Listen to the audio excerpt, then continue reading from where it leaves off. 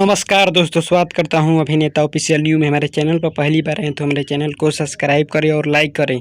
ये खबर है खेसारी लाल यादव के गाने, जिस गाने का नाम है दुल्हा दे दी हले डाई बारवा। उसी के बारे में बहुत ही बड़ी जानकारी देने वाला हूं। वीडियो को पूरा देखें तभी समझ में आएगा। इस गाने को लिखे हैं यादव मुकेश और म्यूजिक दिए हैं रोशन सिंह। और इस गाने को रिलीज किया जाएगा PRA फिल्म्स यूट्यूब चैनल पर। अभी तक तो ये कन्फर्म रिलीज डेट नहीं आया है कि ये गाना कब और कितने तारीख को रिलीज किया जाएगा। जैसा ही कन्फर्म रिलीज डेट आता है तो अलग से वीडियो बनाकर आप लोगों को बताऊंगा।